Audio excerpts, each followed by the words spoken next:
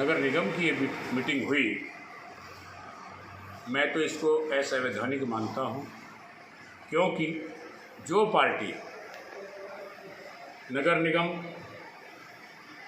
से लेन देन करती हो उसके डायरेक्टर, उसके अधिकारी बोर्ड मीटिंग में हो। पहली बात तो बोर्ड मीटिंग का कोई औचित्य नहीं रह जाता जब बोर्ड से भिन्न व्यक्ति कोई बोर्ड की मीटिंग में उपस्थित हो। बोर्ड की मीटिंग में केवल बोर्ड के सम्मानित पार्षदगण, नगर निगम के अधिकारीगण और मेयर और सम्मानित जनप्रतिनिधि जैसे विधायक, एमपी, राज्यसभा सांसद, वो लोग और नामित पार्षद वही केवल उपस्थित रह सकते हैं। लेकिन ये प्रथा गलत है, उनको बाहर रहना चाहिए था।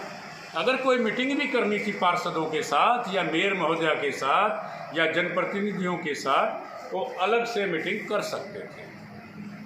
लेकिन जो बोर्ड की मीटिंग में हुआ उसको मैं गलत मानता हूँ। उसने कहा मेरे समय में भी ये प्रकरण था, क्योंकि हरिद्वार जब मनसा देवी रोपवे का एग्रीमेंट हुआ उसमें बहुत शर्तें रखी गई थी कि इनकी अवधि पूरी होने के बाद नगर पालिका परिषद इसको अपने अंडर ले लेगी। मुझे नहीं कहना चाहिए उस समय के तत्कालीन चेयरमैन सभासदगणों ने क्या निर्णय किया, वो निर्णय अच्छा नहीं था। मैं स्वयं 2003 या 4 में इनके खिलाफ हाई कोर्ट गया, मैंने मुकदमा किया और मुकदमे में सफलता भी पाई। मेरा कहना था कि रेशों के आधार पे जो हमारे आपसे अनुबंध हुए हैं उनके अनुसार आप नगर पालिका परिषद को उतनी धनराशि दें और जनता पे भी बोझ ना पड़े। हरिद्वार के लोगों पर, बाहर से आने वाले तीर्थयात्रियों पर किराया एक सीमा के अंतर्गत होना चाहिए, वो मेरी मांग थी और हमने उसमें सफलता पाई। कोर्ट ने मनसा देवी का केस खारिज किया और सब लोग जानते हैं मुझे भी प्रलोभन देने के लिए बहुत लोग आए, मेरे साथियों को प्रलोभन देने के लिए बहुत लोग आए।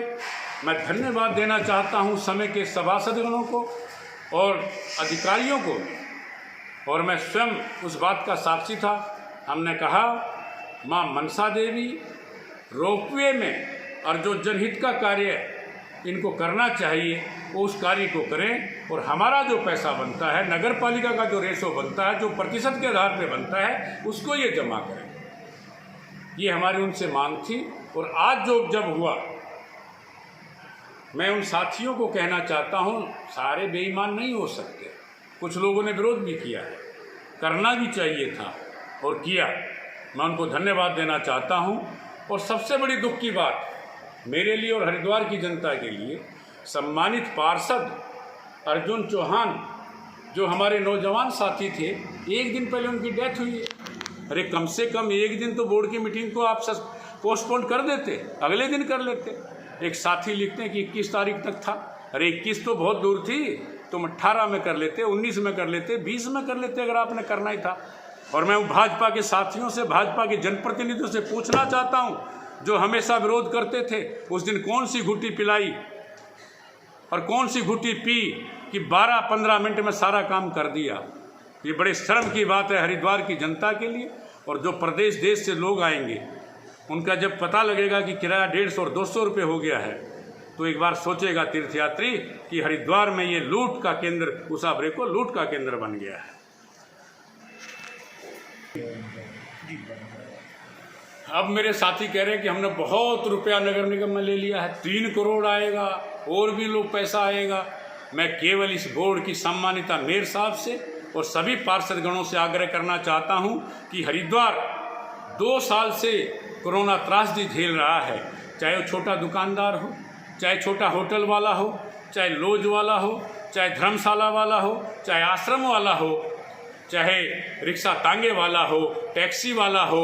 उनका जो हाउस टैक्स जो हम नगर निगम लेता है उसको कम से कम इस साल माफ़ करने का काम करें। मेरा ये सभी निगम के जितने भी पार्षदगण हैं, मेयर महोदय है, यहाँ के 2 विधायक, एक MP महोदय से भी आग्रह है कि इसी तरह जैसे आपने उषा ब्रेको का 15 मिनट में प्रस्ताव पास कर दिया, ऐसा ही प्रस्ताव एक शहर हित में करने का काम करेंगे। तो मैं आपका हमेशा आभारी रहूँगा।